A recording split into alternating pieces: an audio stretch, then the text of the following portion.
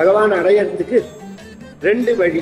பகவத்கீதையில பகவான் சொல்லும் போதே ரெண்டே ரெண்டு பாதை தான் அர்ஜுனா அப்படிங்கிறான். சாஸ்திரம்னா பிரத்யக்ஷ அனுமான அனுபவத்துக்கு அப்பாற்பட்டதான விஷயத்தை எது நமக்கு சொல்றதோ அதுக்கு சாஸ்திரம்னு பேர். பொதுவா உலகத்துல சொல்லும் பொருளும் பிரியாது. இந்த மேல சிவானந்த லகரி அப்படிதான் ஆரம்பம். பிரத்யக்ஷ அனுமான அனுபவத்துக்கு அப்பாற்பட்டதான விஷயத்தை சாஸ்திரம் நமக்கு காமிக்கிறது.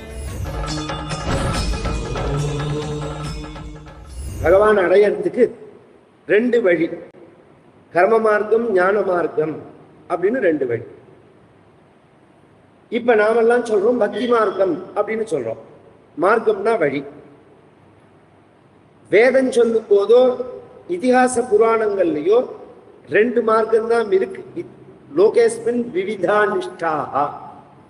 பகவத்கீதையில பகவான் சொல்லும் போதே ரெண்டே ரெண்டு பாதை தான் அர்ஜுனா அப்படிங்கிறான். ஒன்னும் பிரவருத்தி மார்க்கம் அல்லது நிவர்த்தி மார்க்கம். ஒன்னும் உள்ள போகணும் அல்லது வெளியில வரணும், ரெண்டு தான். உள்ள போறது கர்ம மார்க்கம்னு பேரு, வெளியில வர்றது ஞான மார்க்கம் அப்படின்னு பெயர். இதுல பக்தி மார்க்கம்னு ஒரு மார்க்கம் இருக்கு. இது எப்படி வந்தது, அது என்ன பொருள் அது அப்படின்னா தனியா ஒண்ணு கிடையாது இது. ஏன்னா கர்ம மார்க்கத்துக்கு ஸ்மிருதிகள் இருக்கு, பிரமாணம். கவனிச்சு கேட்டுன்னு வரணும். ஏன்னா நான் சொல்றதே நானே எதை விடுறது எதை சொல்றதுன்னு ரொம்ப ஜாகிரதைப்படுத்தி பேசுறேன்னா, ஏன்னா விஷயம் அவ்வளவு இருக்கிறதுனால. கர்ம மார்க்கம்னு நாம் பண்ணக்கூடிய காரியங்களுக்கு எது பிரமாணம், ஒரு காரியத்தை ஒருத்தர் செஞ்சான்னா அதுக்கு எது பிரமாணம்? பிரமாணம்னா எவிடன்ஸ். எவிடன்ஸ் எவிடன்ஸ் என்ன? தஸ்மாத் சாஸ்திரம் பிரமாணந்தே காரியாகாரியம் வியவஸ்திதம். பகவத்கீதையில பகவான் சொல்றார், இதை செய்யலாம் இதை செய்யக்கூடாது அப்படிங்கிறதுக்கு என்ன பிரமாணம் தெரியுமா, எவிடன்ஸ் தெரியுமா அர்ஜுனா? சாஸ்திரம் தான். சாஸ்திரம்னா என்ன? அடுத்த கேள்வி. சாஸ்திரம்னா பிரத்யக்ஷ அனுமான அனுபவத்துக்கு அப்பாற்பட்டதான விஷயத்தை எது நமக்கு சொல்றதோ அதுக்கு சாஸ்திரம்னு பேர். பிரத்யக்ஷம்னா கண்ணால பாக்குறது, அனுமானம்னா கெஸ் பண்றது, அனுபவம்னா உணர்வு பூர்வமா இருக்கு. இந்த மூணு நாளதான் எல்லாத்தையும் நாம புரிஞ்சுக்கிறோம் உலகத்துல. இது மைக். இதை சொல்லணுமா யாராவது? எதிர்த்தாப்புல கண்ணுக்கு எதிர்த்தாப்புல எனக்கு ஒரு பொருள் இருக்குங்கிறது தெரியறது. கண்ணுக்கு எதிர்த்தாப்புல இந்த பொருள் இருக்கு, இந்த பொருளோட பேரு வேணா சொல்லலாமே தவிர பொருள் தெரியறது எனக்கு. கவனிச்சு கேட்கணும். இதுக்கு பிரத்யக்ஷம்னு பேர். இந்த மைக்கு ஆன் பண் அப்படின்னு சொன்னா மைக்குங்கிறது பிரத்யக்ஷம். ஆன் பண்ணுன்னு சொன்ன அதை எப்படி தெரிஞ்சுக்கிறது? அப்போ ஒருத்தர் செய்யறத பார்க்கணும்.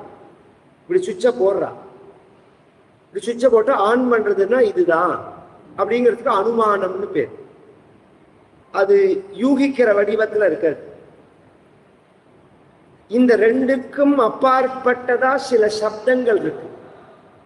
பொதுவா உலகத்துல சொல்லும் பொருளும் பிரியாது. இந்த மேல சிவானந்த லகரி அப்படிதான் ஆரம்பம். சிவாபியாம் சூடாலங்கிருத சசிகலாபியாம் அப்படின்னு ஆரம்பிக்கிறார் விவேச்சனத்தில் ஆச்சாரியா. ஏன் அப்படி ஆரம்பிச்சாருங்கிறதுக்கு அந்த விஷயம்தான் வரும். சொல்லும் பொருளும் பிரியாது. ஒன்னு பொருளை பார்த்தா சொல்லு ஞாபகம் வரும், சொல்ல சொன்னா பொருள் ஞாபகம் வரும். நேற்றுக்கே சொன்னேன், சில சொல்லுக்கு பொருள் கிடையாது. ஆன் பண்ணுங்கிறதுக்கு ஏது பொருள்? அது யூகத்தினுடைய அடிப்படையில இருக்கு. அதுக்கு அடுத்த நிலையும் சொல்றேன். ஒருத்தட்ட போய் நாம பேசுறதே சாரி இப்ப பேசாதீங்கோ நான் ரொம்ப கோபமா இருக்கேங்கிறோம். கோபம் செயல் வடிவமா இருக்கா பொருள் வடிவமா இருக்கா? ரெண்டுமே இல்லை. அப்ப அனுபவ வடிவமா இருக்கு. நான் கோபமா இருக்கேன் அப்படின்னு அவர் சொன்ன உடனே நமக்கு புரியறது. நமக்கு எப்படி புரியறது? நம்ம கிட்ட அந்த கோபம் இருக்கிறதுனால, அந்த அனுபவம்ங்கிற அந்த கோபம்ங்கிற அனுபவம் நம்ம கிட்ட இருக்கிறதுனால நமக்கு புரியாது. நம்ம கிட்ட இல்லாத அனுபவமா இருந்தா நமக்கு புரியாது. சார் இப்ப என்கிட்ட பேசாதீங்கோ நான் பிரம்ம தியானத்துல இருக்கேன்னு சொன்னா என்ன புரியும்? ஒருத்தர் சொல்ல மாட்டா. அப்படி சொன்னா சொல்றேன் நான் தியானத்துல இருக்கேன்னா கூட கொஞ்சம் புரிஞ்சுக்கலாம். பிரம்மங்கிற சப்தத்துக்கு என்ன பொருள்? அது பிரத்யட்சமா இருக்கா, அனுமானமா இருக்கா, அனுபவமா இருக்கா? தர்மங்கிற சப்தத்துக்கு என்ன பொருள்? இது ஒரு கேள்வி எல்லாம் வரணும். இந்த ரெண்டையும் தான் சாஸ்திரம் நமக்கு காமிக்கிறது. பிரத்யக்ஷ அனுமான அனுபவத்துக்கு அப்பாற்பட்டதான விஷயத்தை சாஸ்திரம் நமக்கு காமிக்கிறது. மேலும் இது போன்ற சிறப்பான நிகழ்ச்சிகளை காண இப்போவே லைக் பண்ணுங்க, ஷேர் பண்ணுங்க, மறக்காம சப்ஸ்கிரைப் பண்ணுங்க.